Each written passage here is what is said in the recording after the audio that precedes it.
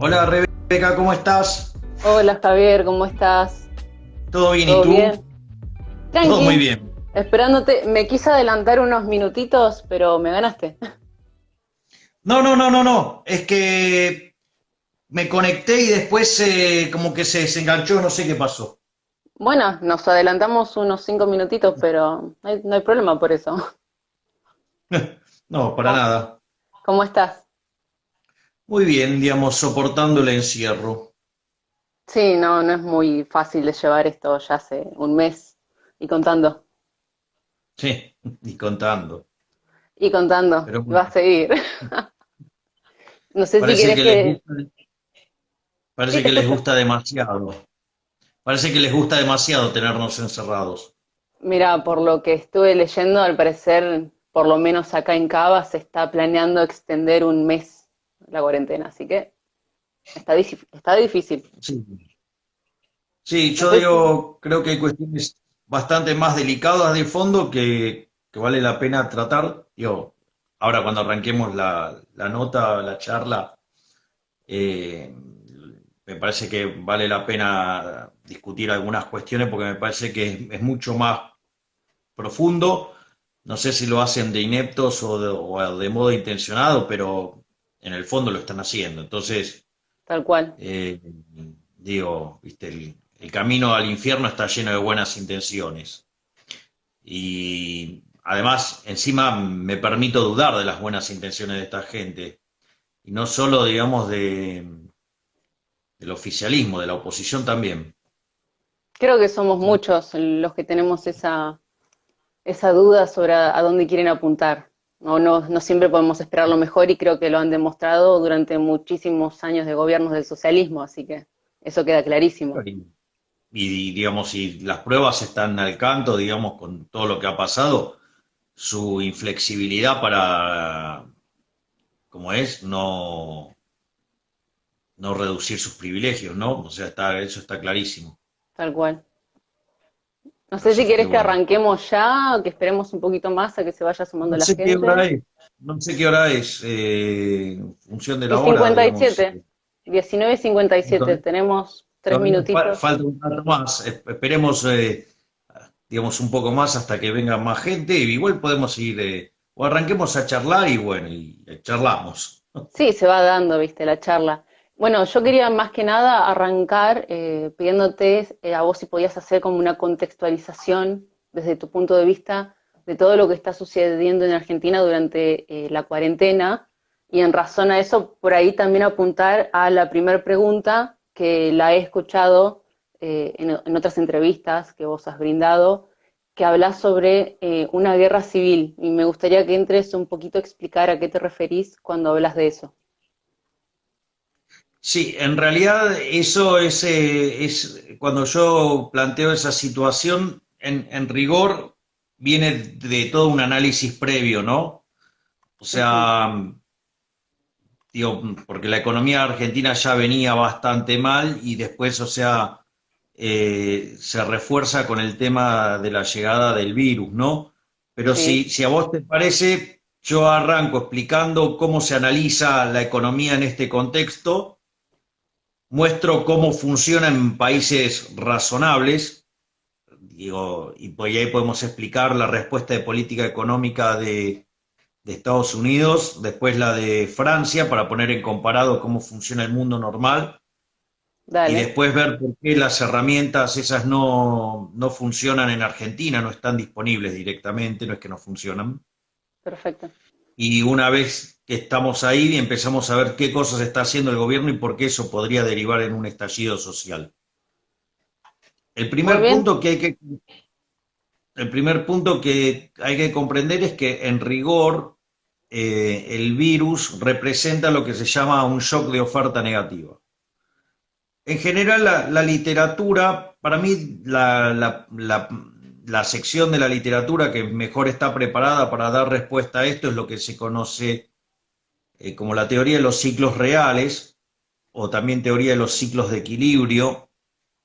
Lo que sucede es que en esa teoría en general solo se enfatizaban los shocks tecnológicos o digamos alguna cuestión vinculada al capital, y para mí el marco analítico sirve, pero lo que hay que hacer es que poner un shock en lo que es la oferta de trabajo o en la cantidad de trabajo. Concretamente, porque eso no es trivial a los efectos de la recuperación. No es lo mismo que vos sufras un shock tecnológico adverso o que tengas, no sé, que se te rompió una máquina. ¿Entendés? Porque si vos se te rompe una máquina la tenés que reponer, y para reponer tenés que invertir, y para invertir tenés que tener ahorro. Claro. Entonces, esos procesos de recuperación de shocks externos negativos, externo quiero decir exógenos, no quise en ese sentido usé el externo. Eh, Básicamente, esos, vos tenés una caída del producto y demanda cierto tiempo la recuperación. En el caso del virus, lo que está haciendo es sacar gente del mercado laboral, y en realidad pasada la pandemia, suponiendo que le demos el crédito a la existencia de la pandemia, lo que vos tenés es que la gente podría volver rápidamente a producir, y Ujú. que si no se produce un daño en el sistema productivo por no afectar básicamente la cadena de pagos, entonces básicamente vos lo pasás rápido. Es decir que en el fondo, si bien es un shock muy importante, es un shock de índole transitorio. Claro. Cuando vos tenés una caída de los ingresos transitoria, vos no dejás de consumir. En realidad, vos mantenés tu mismo nivel de consumo que tenés siempre, y lo que sucede en el momento que te cae el ingreso, vos en realidad lo que estás haciendo es contraer el ahorro. Cuando Claro. vos contraes el ahorro en una economía cerrada, el efecto es que sube la tasa de interés. Esa sube la tasa de interés, reduce la demanda de dinero, y esa caída en la demanda de dinero genera un salto en el nivel de precios. Ahora bien, cuando vos tenés una economía abierta, la situación es distinta, porque en la medida que empieza a subir la tasa de interés, a vos te ingresan capitales. Entonces, lo que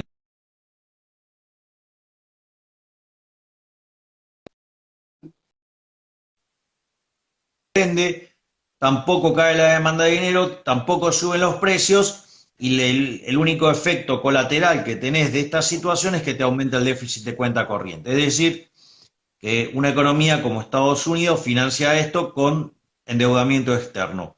Y eso también es lo mismo que está pasando en Francia. O sea, digamos, eso es lo que...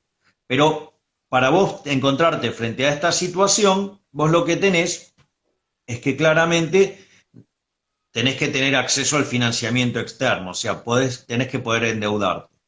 Es más, ahora sí voy a empezar a señalar las diferencias respecto a este shock a las políticas implementadas por Trump y por Francia, que vale la pena también, digamos, porque nosotros los libertarios vivimos haciendo un punto de la libertad, entonces no es Claro. trivial la estrategia que siguió, digamos, el gobierno de Estados Unidos, que lo que ha hecho, digamos, el gobierno de Francia. Claro, esa es la idea, básicamente también tener otra mirada desde el punto liberal, de saber qué es lo que se podría hacer, qué están haciendo otros países, que probablemente se podría implementar acá en la Argentina y lograrse. Bueno, entonces, por eso hago este marco para mostrar el menú de política económica y qué después se puede hacer acá o no, porque ese esencialmente, como vos mencionás muy bien, Rebeca, ese es el punto central, ese es el argumento central por el cual, digamos, uno arranca con esta descripción. Entonces, digo, porque si vos empezás a responder con el mundo con las restricciones, no, perdona el término, pero no va a faltar el pelotudo, digo, que quiera hablar del caso sin restricciones. Entonces, Claro. digo, está comparando, digo, cualquier cosa, o sea, agua y aceite, y además lo está queriendo mezclar. O sea, lo que, digamos, yo diría en términos normales, diría un pelotudo. Digo, pero al margen Al digamos, margen de eso. de las cuestiones, digamos, de formas, a lo que quiero ir es que la respuesta de Estados Unidos es muy interesante, porque hace un estímulo fiscal Estados Unidos. Ahora, ¿cómo lo hace? Por un lado, baja impuestos a las empresas. Ujú. Es interesante porque como vos tenés un shock de oferta negativo sobre la oferta de la economía porque se te retira gente, lo que hace Trump es bajarle impuestos a las empresas. ¿Para qué? Para que las empresas puedan compensar, al menos parcialmente, de corto plazo, ¿sí?, este efecto negativo sobre la oferta por el retiro de personas del mercado de trabajo. Claro, Obviamente clarísimo. que por una cuestión de velocidad eso no es instantáneo y tenés una pérdida. Y por otro lado, lo que vos tenés es que frente a la posibilidad de caída de la demanda como consecuencia del aumento del desempleo, lo que vos tenés es que Trump lo que hace es girarle un cheque a las personas, ¿sí? Le gira un cheque de $1.200 y hasta un máximo de $2.400 por familia. Ujú. ¿Por qué es importante esto o por qué es interesante esto? Porque de esa manera el americano que tuvo, digamos, la desgracia de caer en el desempleo y quedarse sin ingresos, va a tener ingresos, pero acá hay un elemento muy importante. Vos esos dólares que recibís, lo interesante es que podrías gastarlo en cualquier parte del mundo. ¿Me comprendés? Sí, sí, Que en el fondo es lo que a la postre se va a terminar manifestando en el déficit de cuenta corriente de Estados Unidos. Pero como todo el mundo, digamos, lo quiere financiar a Estados Unidos, eso no es un problema. ¿Por qué menciono esto? Porque si vos llevas un billete de $100 a Londres, en Inglaterra, digo, te lo van a aceptar. En cambio, si vos llevas pesos a Inglaterra, te van a meter y preso por ahí, estafador, de robar a la sí, gente. Bueno, digo, exacto. O sea, entonces, eso es lo que le permite a Trump, digamos, hacer esta situación, por decirlo de alguna manera. Ahora bien, fíjate que en el caso de Francia, bueno, y obviamente que una vez fíjate que el individuo que recibe ese dinero lo gasta en lo que se le da la gana, y hay otra cosa que también es muy importante, no solo que se le da la libertad de gastarlo en lo que quiere, sino que una vez que termina el programa, porque se terminó el desempleo, el programa se elimina. claro. Sí, eso es lo que tiene de Estados Unidos, si pone algún tipo de plan, llega un ciclo en el que se termina, no como acá en Argentina que son eternos y no se terminan Claro, nunca. exacto. Bueno, pero fíjate, por eso me gusta levantar este tema, porque cuando vos tomás el caso de Francia, ¿qué es lo que hace Francia? Francia es el gobierno el que decide en qué va a gastar el consumidor. Ujú. El gobierno de Francia decide qué es lo que le va a subsidiar a los individuos. Le dice, te pago la factura de esto, te pago la factura de esto, ¿me comprendés? Sí, sí, Y eso se manifiesta como un aumento del gasto público. Pero es un gasto público que es ejecutado por los burócratas. Entonces, ¿qué es lo que pasa? Una vez, digamos, primero que no respeta la libertad de los individuos de gastar el dinero en lo que quiera, sí ¿sí? sabremos nosotros de eso. Y en segundo lugar, genera un aumento del gasto público que una vez pasada la crisis, entra en lo que Friedman y Rose Director, o sea, su esposa, o sea, Rose Friedman, también conocida, se llama La tiranía del status quo, ¿no? Digamos, si Ujú. hay un libro que se llama La tiranía del status quo, el último capítulo se llama La tiranía del status quo, y ahí es donde Friedman y Rose Director presentan el triángulo de hierro. El triángulo de hierro se compone entre los políticos oportunistas, los burócratas que ejecutan los programas y los beneficiarios. Ujú. Entonces, ¿qué es lo que pasa? Una vez que eso entra ahí, después vos no lo podés desarmar. De ahí que básicamente había una frase brillante de Friedman que decía, no hay nada más permanente que un aumento transitorio del gasto público. Por lo tanto, a la postre lo que va a terminar pasando es que el gobierno de Francia va a terminar subiendo la presión impositiva.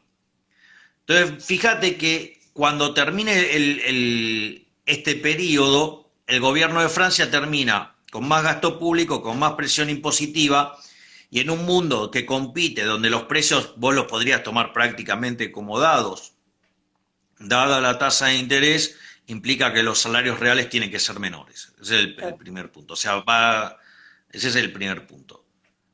El segundo punto, es más, dado que no tiene la posibilidad de devaluar Francia, porque está en la Comunidad Económica Europea, puede que termine padeciendo un proceso de desempleo en la transición.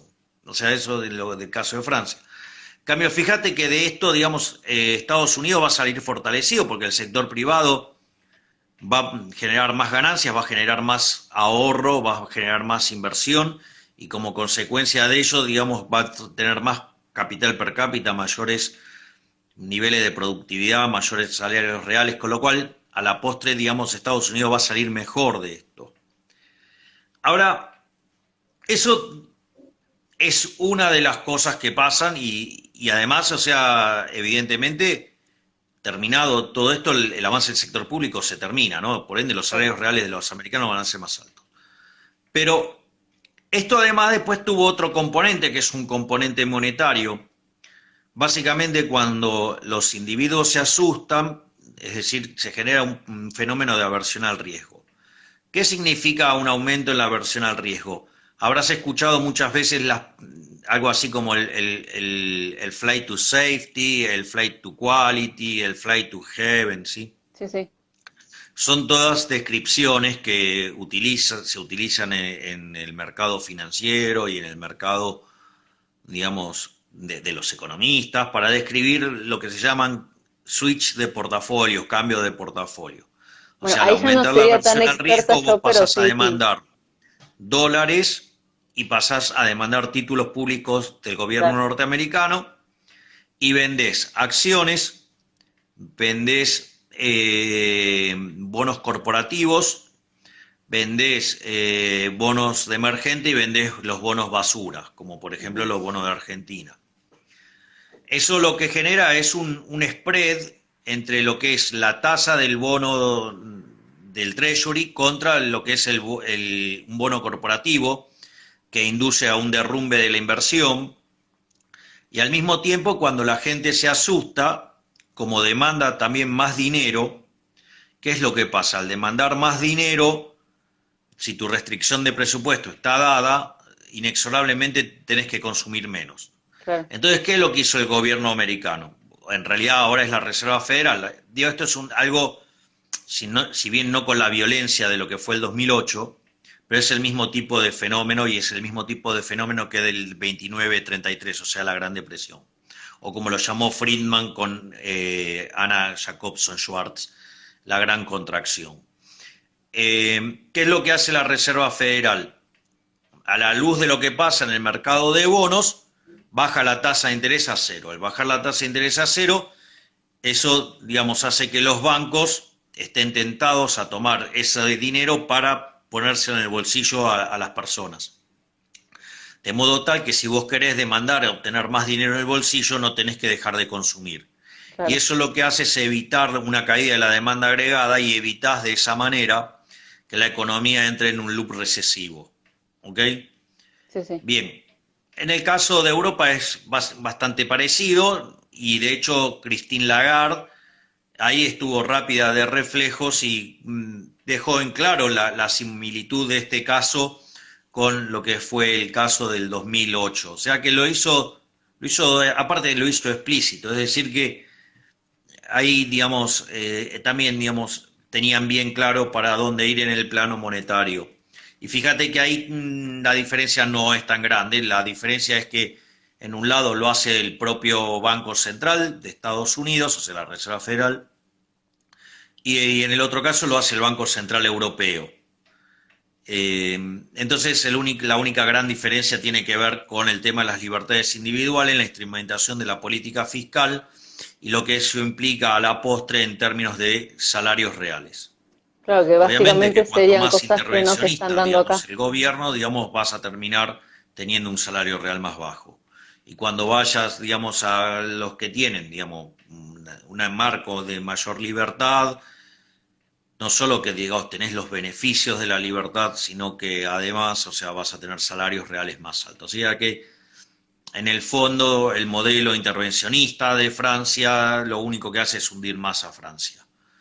Y lo aclaro porque es el modelo, digamos, por el cual, digamos, acá hay gente que delira y ama, y no se dan cuenta que el nivel de PBI per cápita de Francia está muy lejos de los países de punta, por decirlo de alguna manera.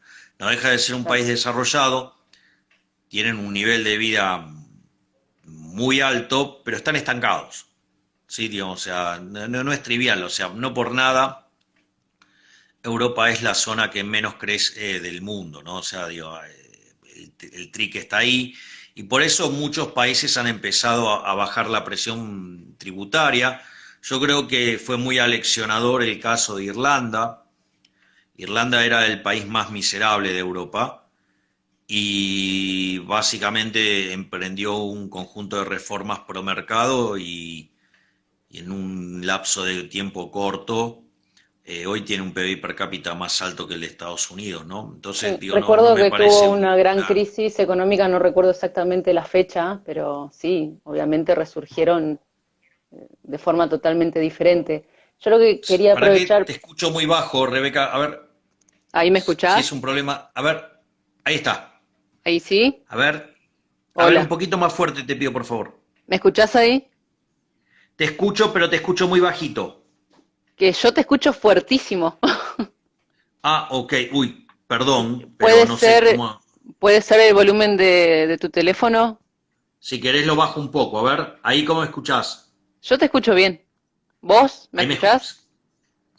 A mí me cuesta un poco escucharte, pero no importa, digamos, sigamos. Puede ser la Ahora, señal.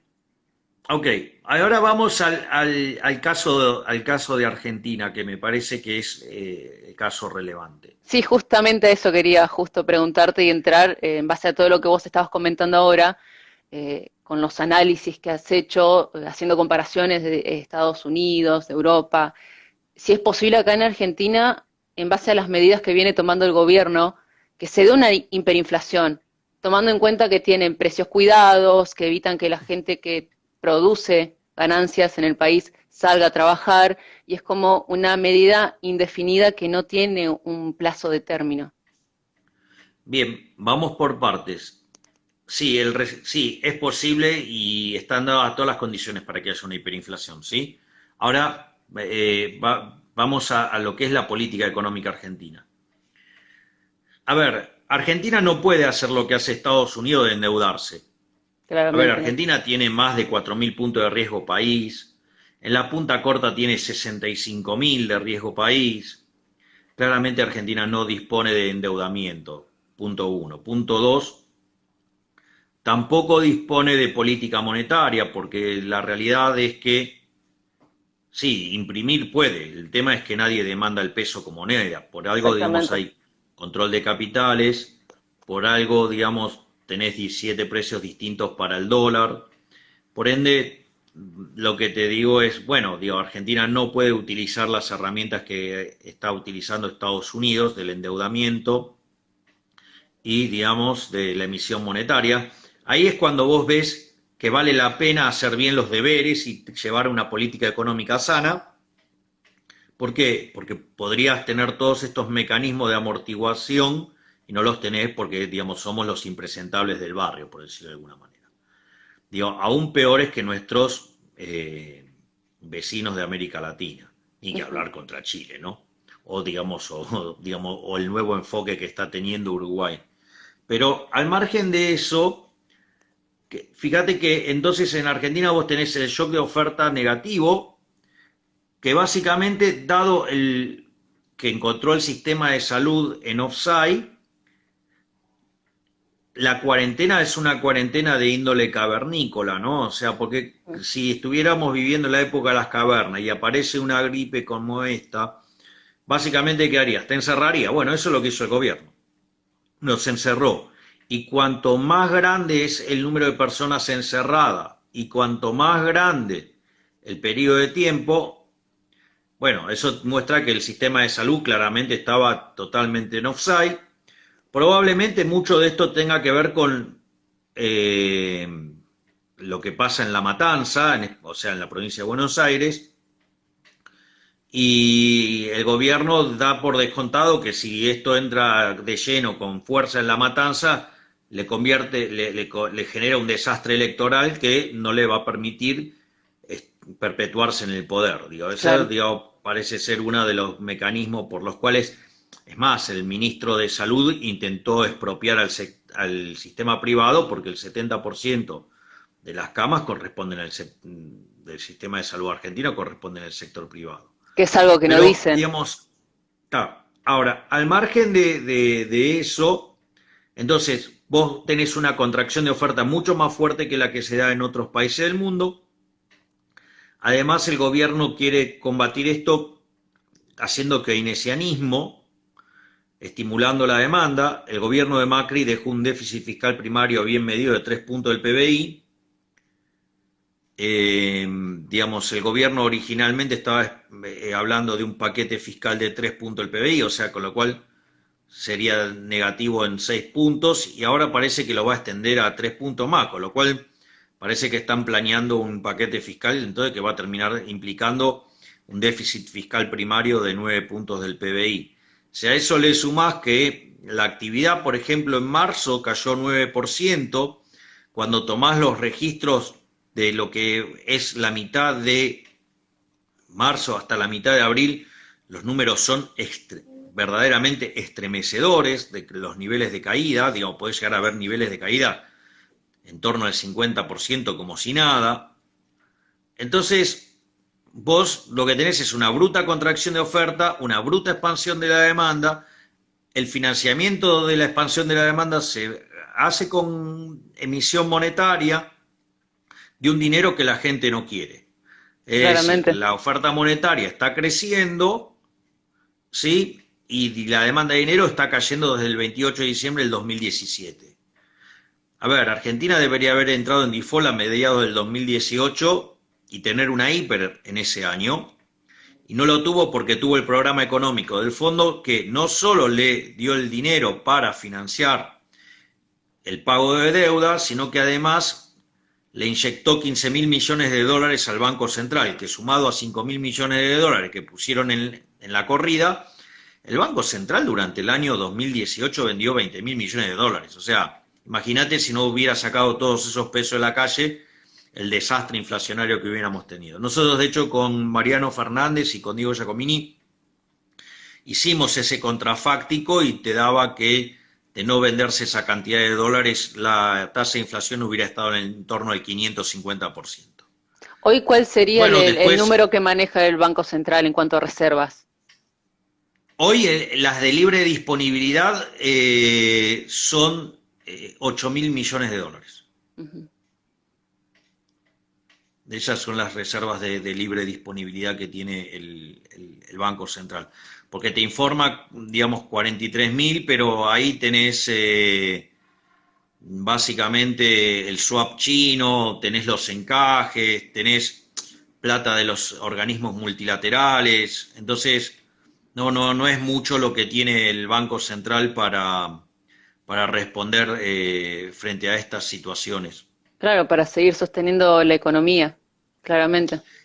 Claro, entonces, digo, no es como, no sé, Brasil, ¿me que tiene una parva de reserva, entonces puede dejar fijo el tipo de cambio, emitir y perderlo contra reservas, o sea, no puede hacer eso. Entonces, ¿qué es lo que sucede? En ese contexto, lo que vos tenés es que durante el 2019 el Banco Central, de hecho, no emitió prácticamente nada hasta octubre, y sin embargo seguía habiendo inflación. ¿Por qué? Porque estaba cayendo la demanda de dinero.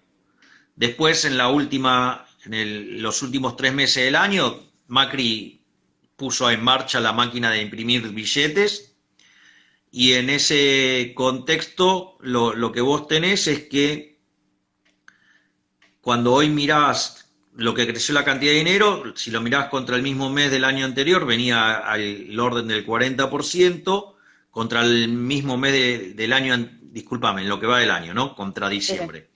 Si lo mirás contra el mismo mes del año anterior, estaba en torno al 90%.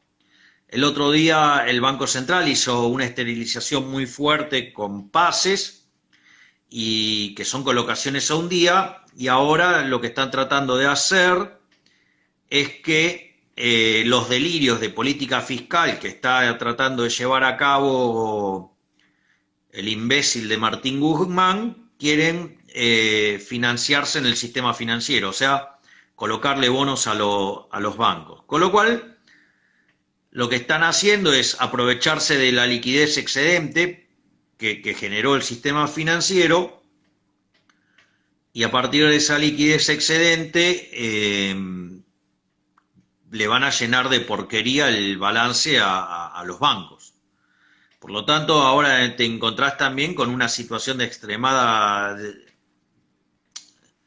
debilidad en los bancos si los vas a llenar de títulos públicos, ¿no? O sea, si Realmente. vos le vas a poner en el activo títulos públicos y mirá, vos sos depositante y como contrapartida el activo de los bancos tiene plata prestada al gobierno, con lo cual, que además es papel pintado, porque la recaudación, ponele en marzo, creció 30%, o sea, 20 Ujú. puntos debajo de la inflación.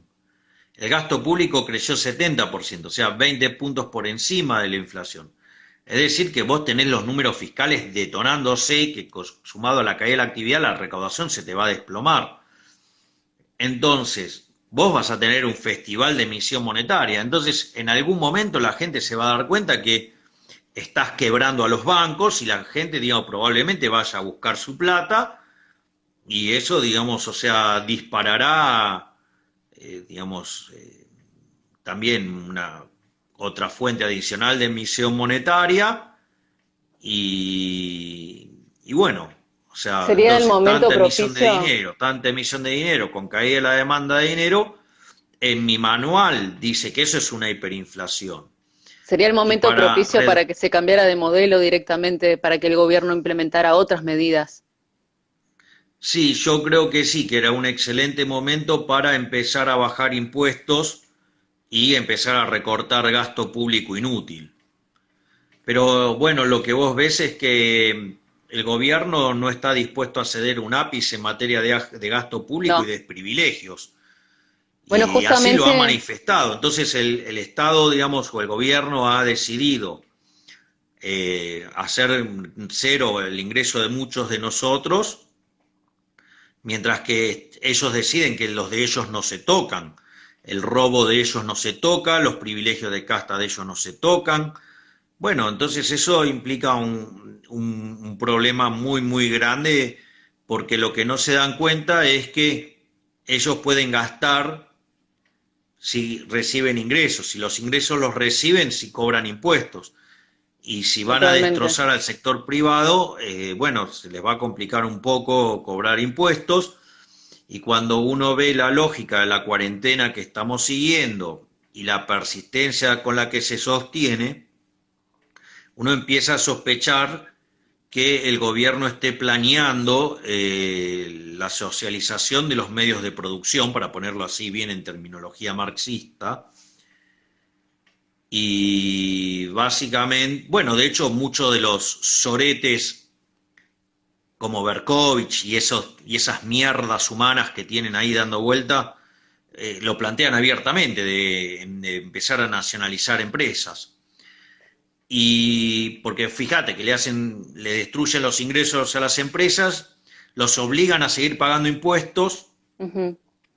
los obligan a mantener la nómina salarial, es decir, la cantidad de empleados y los salarios, y fíjate que le prometen una ayuda financiera y la ayuda financiera todavía ni siquiera arrancó.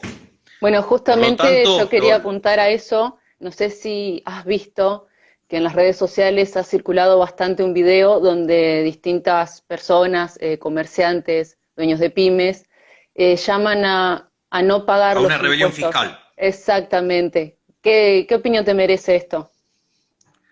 Yo, digamos, a mí me parece fantástico, me encanta que que la gente empiece a reaccionar, y lo que hay que entender es, mira, hay un libro maravilloso que publicó recientemente el doctor Ricardo Manuel Rojas, que se llama Los impuestos como delito de lesa humanidad. Ujú.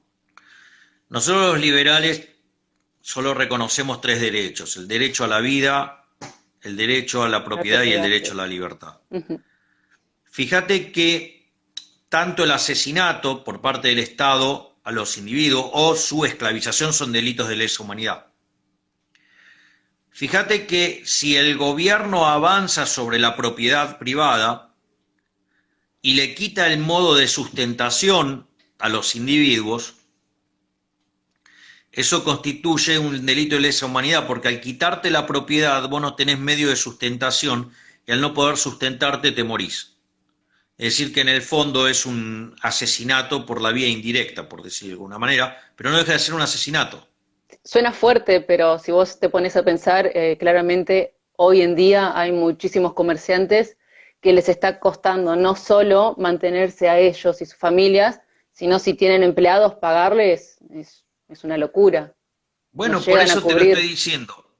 Y la otra alternativa es que frente ya a tu imposibilidad de sustentarte, bueno, te conviertas en un esclavo del Estado, lo cual también constituye un delito de lesa humanidad. Entonces, pero bueno, digamos, pero a muchos les gusta esto porque claramente lo que va a hacer es, fíjate que están desangrando al sector privado porque lo dejan sin ingresos y les obligan a seguir pagando impuestos y los obligan a seguir pagando salarios y no pueden echar gente. Es muy interesante lo que pasó con el caso de Danica, ¿no? Había echado 5 personas, el gobierno ordenó reincorporar a esas 5 personas, entonces directamente la empresa decidió cerrar y dejó Cerrar, sí. 150 familias en la calle. Esta situación, digamos, a las mierdas de izquierda les encanta porque en realidad lo primero que hacen es expropiar el capital, capital que no saben generar. Por eso cuando vos vas a Cuba, digamos, la única forma de ver fotos lindas de la edificación de Cuba es yendo para el pasado.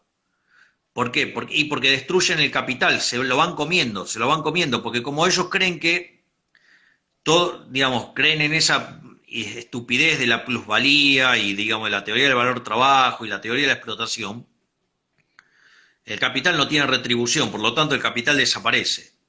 Por eso, digamos, terminan siendo tan pobres, porque tienen una productividad paupérrima y Claro. consecuentemente tienen salarios pésimos y viven en la miseria, salvo los jerarcas comunistas.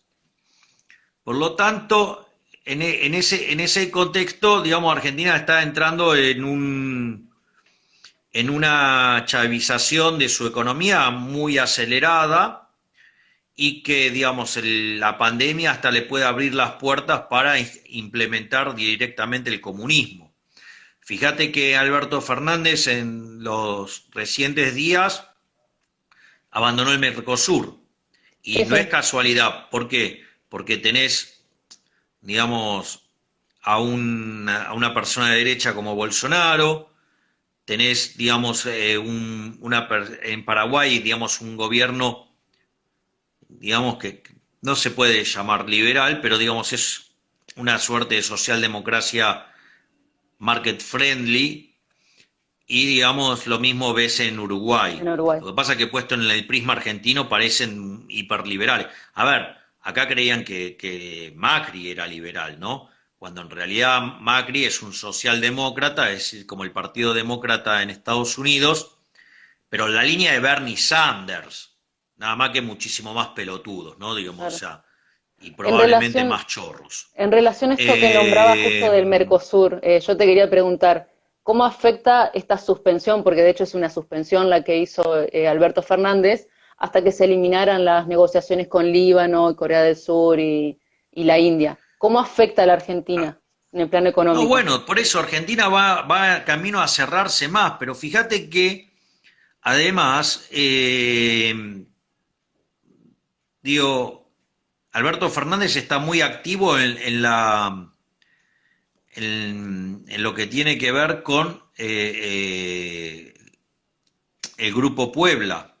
Sí, El Grupo Puebla es la continuación del Foro de San Pablo. La idea del Foro de San Pablo era instaurar la Unión Soviética Latinoamericana.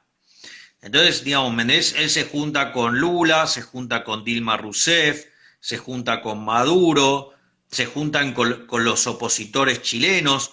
Entonces, claramente, o sea, digamos, o con Zapatero, digamos, en España.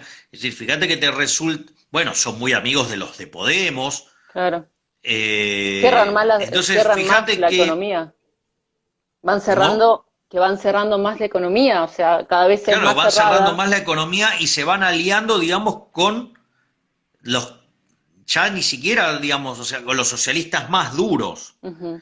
Es decir, hay una clara intención, digamos, de hacer un giro grotesco hacia la izquierda y entonces, digamos, nosotros, lo que pasa que, a ver, también es cierto que nosotros en todo este desastre también vamos a tener una oportunidad, porque tal como te mencioné recién, Argentina, digamos, con el desastre fiscal y el desastre monetario, todo parece indicar que, digamos, la hiperinflación es cuestión de tiempo, digo, si no es este año, digo, digo como con el default, si no es este año, será el que viene, y si Argentina, no sé, reestructura la deuda, el problema lo patea para el 2023, pero tampoco va a poder pagar en el 2023 porque va a tener un déficit fiscal enorme y no está en los planes de este gobierno, digamos, ajustar. Entonces, en En ese relación a contexto, eso, ¿vos qué le recomendás a la gente? Que compre sí, por eso dólares. yo digo, por eso todavía te debo lo de la crisis social y el motivo de mi recomendación. Fíjate que vos tenés estímulo de la demanda, contracción de la oferta, agregada de bienes, lo Ujú. cual eso implica caída de la actividad, caída del empleo, caída de los salarios reales, sí, más pobres, más indigentes. Pero además vos tenés una cuestión más que no es un tema menor. Vos tenés enfermos como Matías Culfas, como Cecilia Todesca, como Mercedes Marcó del Pont, Banoli, Guzmán o la señora Paula Español, Ujú. que proponen los controles de precios. Sí. Entonces, ¿qué es lo que pasa? Mirá, los controles de precios no funcionaron nunca en la historia, hay evidencia empírica desde el año 2800 a.C., en la quinta dinastía de los sumerios en Egipto, y nunca funcionaron, nunca lograron contener la inflación y lo único que generaron fue escasez y violencia. Digo, hay casos más emblemáticos en términos de violencia, no sé, el edicto de Diocleciano directamente a los que no cumplían los precios máximos los mataba.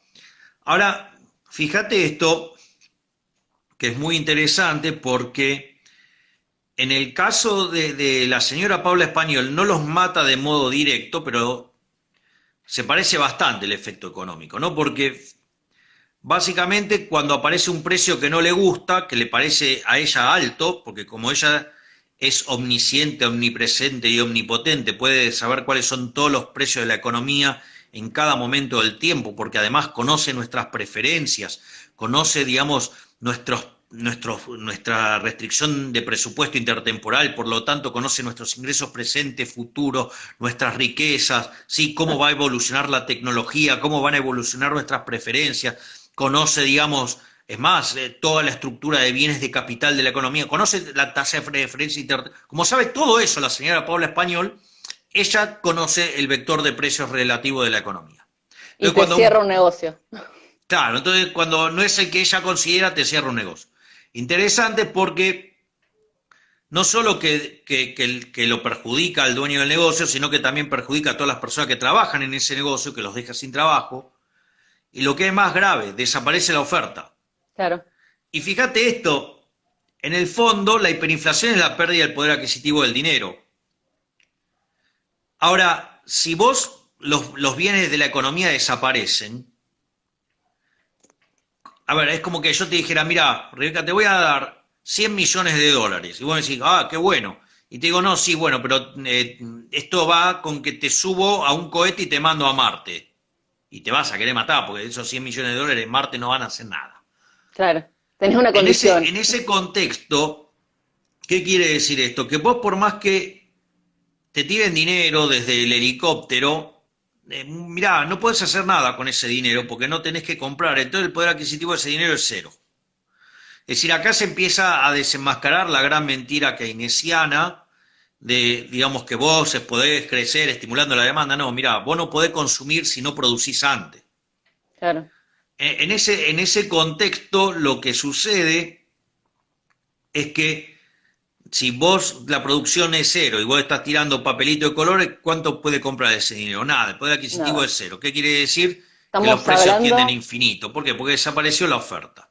también hablamos de, Entonces, ¿cuál es el de un problema? El posible problema es que si en todo desabastecimiento, este ¿no? contexto vos además aplicás controles de precios, lo que va a pasar es que van a desaparecer los bienes. De hecho, fíjate que ya, digamos, hubo un reclamo por parte de los mayoristas diciendo, bueno, que si suben el precio, la señora Paula Español le cierra el local. Entonces, ¿qué pasa? No pueden reponer la mercadería. Entonces, Va a haber porque si lo faltantes, reponen, lo tienen que hacer a pérdida. Entonces no lo reponen. Entonces aparece la escasez. O sea, aparece exactamente. el desabastecimiento. Y ahora, entonces te empiezan a correr con la ley de abastecimiento. Digo, Diocleciano versión moderna.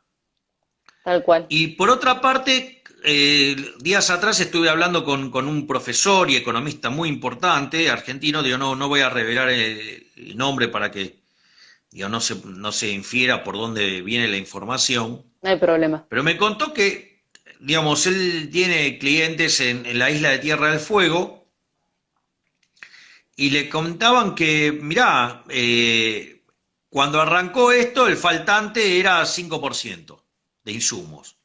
Bueno, hoy el faltante es de 25%. Entonces, digo, estamos en un problema grave, la cadena de pagos se está destrozando. Pensá que en Estados Unidos la cuarentena estúpida que aplica Argentina, digamos, por ejemplo, podrían aguantar 25 días en promedio y una empresa, digamos, no sé, un restaurante 14. Ahora, digamos, Argentina tiene un sistema financiero ínfimo respecto al de Estados Unidos. Por lo tanto, ya, digamos, la primer cuarentena fue dura y la verdad que dejar, y con una economía que tiene entre 30 y 40% de la gente en negro, digamos, los está directamente condenando al cadalso. Entonces, estás dejando sin ingreso a la gente, le tirás papelitos de colores, estás generando desabastecimiento y cuando vos haces eso, lo que va a pasar es que, digo, la gente se va a morir, se va a empezar a morir de hambre. Y cuando eso pase, digo, la gente no va a aceptar morirse de hambre o va a o va a aceptar que sus hijos se mueran de hambre. Entonces, en ese contexto, lo que va a terminar pasando es que la situación social se puede llegar a poner muy, muy complicada. O Muy sea, complicada. llegamos a un contexto en el que se puede dar un desabastecimiento por obviamente el aumento de los precios, que cierran locales, y esta guerra civil a la que vos haces referencia va encaminado a eso, pero yo quería saber si podías moverte más un poco al plano de lo social Bueno, pero y, digamos, o sea, ya digamos, el Estado se está generando sus fuerzas paramilitares, ¿no? claro, claro, Porque está liberando a los presos para justamente tener, digamos, la cámpora tener su propio ejército. a eso apuntaba, me ganaste de antemano. Justamente te iba a preguntar cuál era tu opinión respecto a esto y sabiendo que Alberto Fernández se escuda en la liberación de los presos en base a lo que recomienda la Comisión Interamericana de Derechos Humanos. Mirá, en general, digamos, todas esas cosas son pro delincuentes y va en contra de los honestos que se ganan la vida trabajando. Pero para mí tiene más que ver con una cuestión de que la cámpora tenga su brazo armado. Es un peligro. ¿En serio? No, lo que pasa es no solo pensándolo en el plano político, porque obviamente la organización que hubo de los motines entre todas los presos, eso no fue espontáneo, estuvo Pero totalmente ¿quiénes fueron organizado. sancionados por eso? Los policías. Los policías, heridos, Bueno, está sancionados claro, y digamos, o sea, presos. por eso digo, yo no descarto que frente a una revuelta, digamos, esta gente esté utilizando a esa gente como su brazo armado. Tal cual. Ya estamos acercándonos igual a la finalización vamos 50 minutos. Yo no sé si alguien quiere hacer alguna otra pregunta. De hecho, igualmente hay un montón que fueron tirando. Más de uno preguntó si recomendás que se vayan a Chile o a Uruguay. Bueno, Chile también está en jaque en este momento, ¿no? O sea, de hecho, la izquierda está poniendo mucho énfasis para tratar de voltear el orden económico chileno. Ujú. Había otra pregunta que decían si recomendás que compren dólares o que compren alimentos. Bueno, a la luz de lo que estoy contando en términos de desabastecimiento, es que yo básicamente sugerí que compren alimentos. De hecho, yo te hago una propuesta, Rebeca, hacé las compras del supermercado que venías haciendo y vas a ver que muchos productos ya no los vas a conseguir. Ya lo vi el mes pasado y obviamente gasté el doble y el triple de lo que venía gastando comprando lo mismo o incluso menos. Bueno, digo, Así que es todo y un no tema. están todos los productos. No, faltan, obviamente. Y me parece que Entonces, no. por eso yo sugiero enfáticamente que acumulen alimentos antes de que el quiebre de la cadena de pago sea tremendo. Es más, vos sabés que cuando se hace el raconto de los muertos causados por el comunismo, Ujú. una de las cosas que omiten es que durante los primeros años que se implementa el comunismo, murieron 30 millones de rusos de hambre. Es decir, Taimán no menor, porque se llevó puesta una gran proporción de la población de Rusia. Claro, obviamente, digamos, en el invierno soviético las cosas son bastante más complicadas. Cuando estos imbéciles empezaron con las pelotudeces de la reforma agraria y todas esas cosas, destruyeron el nivel de producción y mataron 30 millones de personas de hambre. Digamos, eso, digamos, es lo que permite llegar al número de 150 millones de seres humanos muertos a manos del comunismo. Pero entonces no descartaría tratar de acumular muchos alimentos. Es decir, después, digamos, o sea, una vez que acumulás para tener un buen tiempo, empezás digamos, a renovar el stock, por decirlo de alguna manera. Comprás Si podés, o sea, comprás en línea con lo que consumís, ¿no? De modo tal que el stock no se te venza. claramente. Pero yo sinceramente no descarto que a la luz de los imbéciles de Culfas, Cecilia Todesca, Paula Español, Banoli, o sea, Alejandro Banoli, Martín Guzmán, digo, Mercedes Marcó del Pont, digo, con esos imbéciles que en realidad representan el pensamiento que ha hundido a la economía argentina y que de haber sido el país más rico del mundo, hoy seamos 70 y en decadencia, yo no descartaría eh, los peores escenarios. O sea, el default, la hiperinflación, pobreza en el 75% y problemas graves en el abastecimiento y para conseguir alimentos.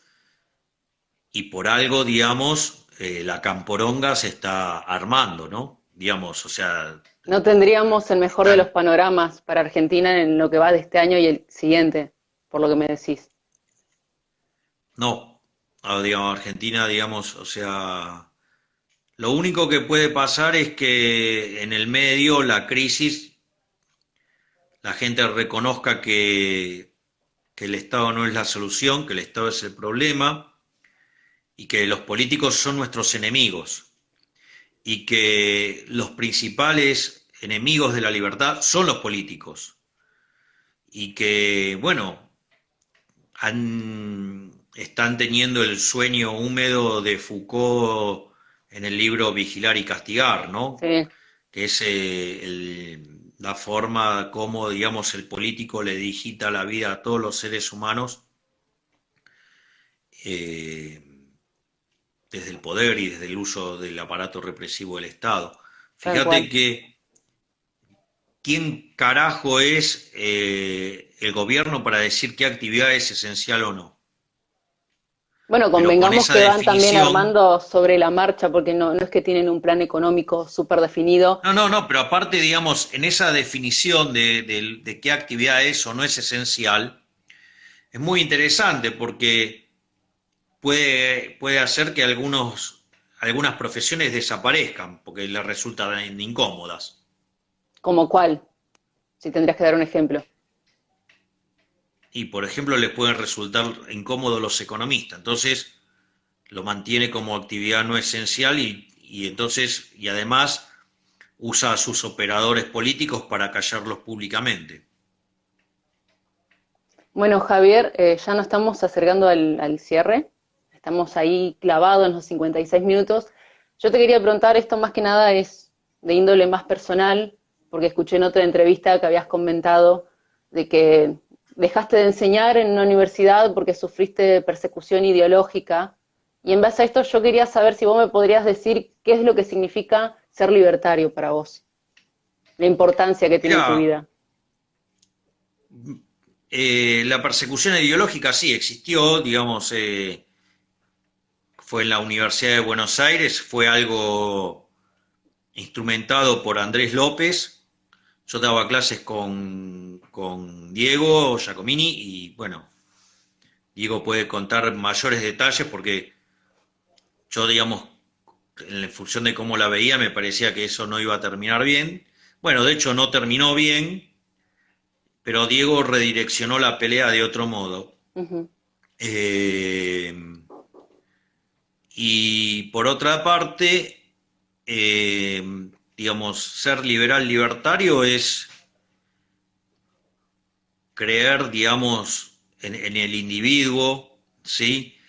Y la definición es la que siempre repito de nuestro mayor exponente del liberalismo de toda la historia argentina y probablemente de toda Latinoamérica también, y que claramente está, digamos, palmo a palmo, digamos, con Jesús Huerta de Soto, que es Alberto Venegas Lynch hijo, a quien tanto aprecio y le tengo un cariño enorme, que sostiene que el liberalismo es el respeto irrestricto del proyecto de vida del prójimo. Y, digamos, los libertarios somos dentro de esa familia, los liberales libertarios, somos quienes creemos más profundamente en el individuo, creemos en la libertad, consideramos que aquel que esté dispuesto a ceder parte de su libertad para tener un poquito de seguridad debajo del ala del Estado, o sea, no merece ni ser libre ni merece tener la seguridad. Obviamente hay distintas ramas, o sea, están los clásicos, están los minarquistas y están los anarcocapitalistas, o como dice también Alberto Venegas Lynch hijo, el autogobierno, es decir, no creemos que alguien tenga la capacidad, digamos, para manejar nuestras vidas, creemos en el derecho a la vida, a la libertad y a la propiedad, y básicamente la libertad también conlleva, digamos, la responsabilidad de los actos de cada uno de nosotros.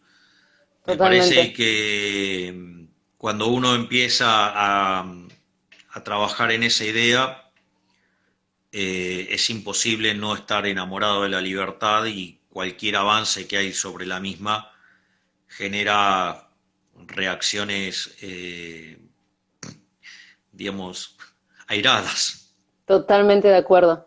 Bueno, Javier, nos quedamos sin tiempo, 20 segundos si se corta. Te quiero agradecer muchísimo, muchísimo la predisposición, la buena voluntad de haberte copado con esta idea y de haber expresado tu punto de vista en la situación en la que estamos.